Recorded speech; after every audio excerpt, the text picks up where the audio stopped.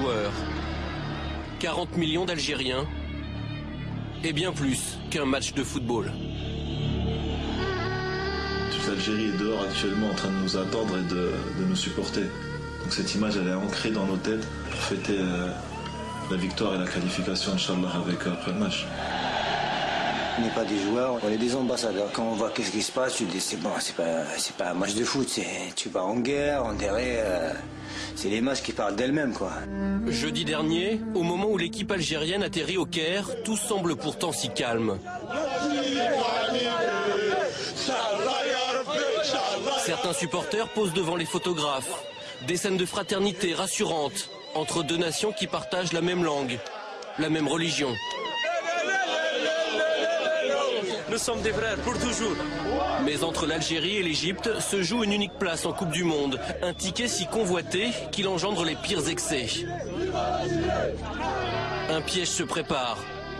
Des supporters égyptiens incontrôlables et des policiers débordés, incapables de protéger les Algériens. C'est la police qui a frappé là. Ils nous ont attaqués là. Au lieu de nous protéger, ils ont commencé à nous frapper. Ça se peut pas. Ça se peut pas. Moins d'1 kilomètre sépare l'aéroport du Caire de l'hôtel des footballeurs algériens. Un trajet à haut risque, filmé par l'un des joueurs sur son téléphone portable.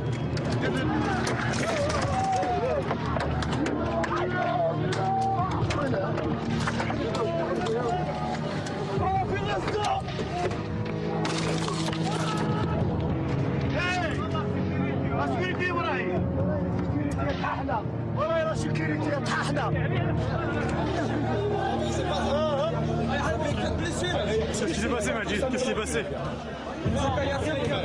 Comment imaginer que ces hommes ensanglantés qui descendent de leur bus ne sont venus jouer qu'un match de football? 4 joueurs blessés.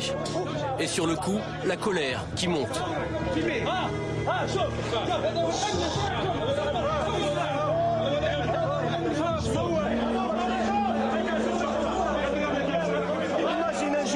Ça dans la tête, imagine. C'est ça le football, c'est ça le football. J'ai vu la pierre qui est devenue, heureusement qu'elle était un peu amortée par le moto. Et après,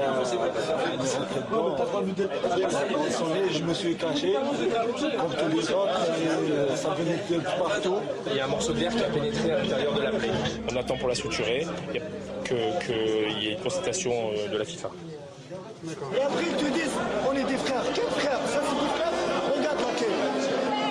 Quel accueil? Là en Algérie, on n'a touché personne en Algérie. Il n'y a personne qui dit touché. Ça, parce que pour qu'ils voient les gens, c'est pas un joueur. Après, ils te disent on est des frères. On n'est pas des frères. On va la gagner.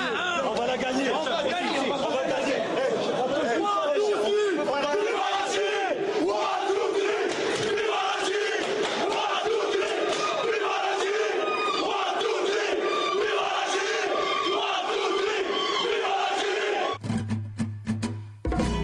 En direct du CHU d'Égypte. Doki, est-ce que vous pouvez nous parler de la blessure de certains joueurs? La vôtre d'abord. Elle est centrale au niveau du cerveau. Il faut commencer par elle. Le lendemain, dans l'intimité de l'hôtel, plus personne ne peut approcher. Ni supporters, ni journalistes. Notre caméra est la seule acceptée. Loin du tumulte, les plaies ont été soignées. Les esprits se sont apaisés. Je suis en train de me remonter le moral. J'ai failli pleurer hier, mais ça va. Là. Non, alhamdoulilah, tout se passe bien. Impeccable. Même avec un bras au moins, on va jouer. On aura plus de courage. Mais cet avant-match sera de tous les excès. Rafik Saïfi s'en rend compte une deuxième fois lorsqu'il s'aventure hors de l'hôtel. Comme par hasard, aujourd'hui, il y a la sécurité. Hier, il n'y avait personne. Aujourd'hui, il y a les chars, il y a tout. On va jouer en Afghanistan. Là, c'est pas un match de foot. L'armée, c'est un char, c'est l'armée. C'est même pas la police. Plus d'1 heure et quart pour enfin atteindre l'immense stade du Caire et s'entraîner. Fais-la sortir, voilà. Le soir venu, nouveau souci, ce bruit de klaxon incessant. Est-ce vraiment un hasard? Il est bientôt 2 h du matin et puis ça continue. Hein. Il continue, il tente de déstabiliser par tous les moyens. C'est pas très beau, c'est pas très sport, mais bon. La vérité, elle se passera demain sur le terrain. Hein. Bonne nuit, on va aller se coucher. Ils ont arrêté de klaxonner.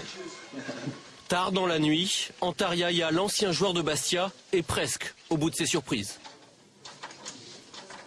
Sûrement, un Égyptien, il a dû prendre ma carte, il a des manuels. Si devant la porte. Ouais. J'étais mauvaise langue, pardon. Jour de match. Malgré les incidents, la Fédération internationale a décidé de maintenir la rencontre. Alors, peu importe les polémiques. Ah mais chez nous, il peut se passer n'importe quoi, il y aura toujours une bonne ambiance, ça sera toujours détendu. On est plus fort qu'eux, et c'est pour ça qu'ils ont commencé à nous créer des histoires. On savait qu'ils allaient nous faire tous les moyens pour nous déstabiliser. Vous êtes l'exemple, c'est l'Algérie qui joue. Et on doit donner un très bon exemple dans le comportement. Tout le monde. Y compris moi, parce que la dernière fois, je me suis énervé. On va aller au match. On va les battre sur le terrain. Et là, on va leur démontrer, on va leur dire, voilà, nous, on mérite d'aller au Coupe du Monde. On est prêt pour le match.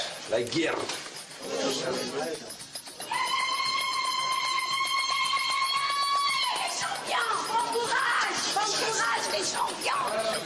Partout à Alger, partout dans le pays, des places de village au restaurant, un peuple espère. Devant les écrans, les Algériens n'entendront pas leur hymne, couvert par les sifflets de 80 000 Égyptiens. Mais ils assistent, aussi impuissants que leur équipe nationale, au pire scénario possible. Première alerte dans le périmètre algérien. Ça a failli être l'ouverture du score. Et Lounas Gawawi en 2 temps. Le premier but des Pharaons, dès la 2e minute. Une défaite par un but d'écart qualifie toujours l'Algérie. Mais il suffit que l'Égypte marque une 2e fois pour que les deux équipes se retrouvent à égalité parfaite au classement. Tout serait remis en cause, un match d'appui deviendrait nécessaire. On joue la dernière minute du match. C'est bien joué par Bouguera. Une fois de plus. Oh là là, technique. Oh là là là là. Égalisation égyptienne. Égalisation égyptienne alors qu'on jouait les arrêts de jeu. Ainsi est fait le football.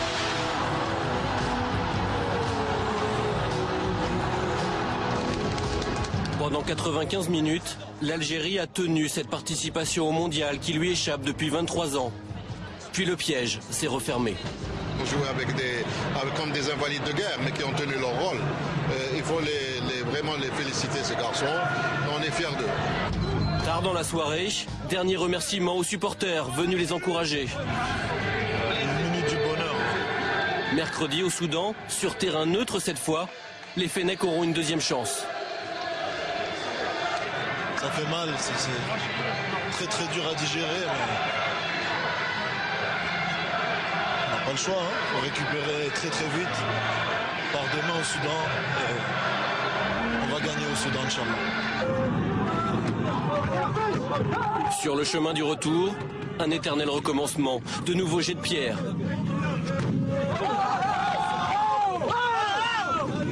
Mais cette fois du fond du bus, malgré la tristesse, malgré la colère, s'élèvent quelques chants, comme une réponse aux attaques, comme un signe de plus que l'Algérie n'a pas renoncé. Voilà, il y aura donc un match d'appui au Soudan, Algérie et Égypte mercredi. Samir, vous suivez l'équipe du pays de vos parents? Oui, j'ai regardé le match et mercredi aussi, je serai devant mon poste en espérant qu'ils puissent se qualifier pour la Coupe du Monde. On verra ça, ce sera mercredi. Une dernière information avant de se quitter. Toulalan forfait, Abidal également forfait pour le match retour France-Irlande de mercredi. Ils ne seront pas remplacés dans le groupe. Voilà, merci à tous. Merci Christophe, merci Samir, merci Pierre, merci Isabelle. À la semaine prochaine. Salut!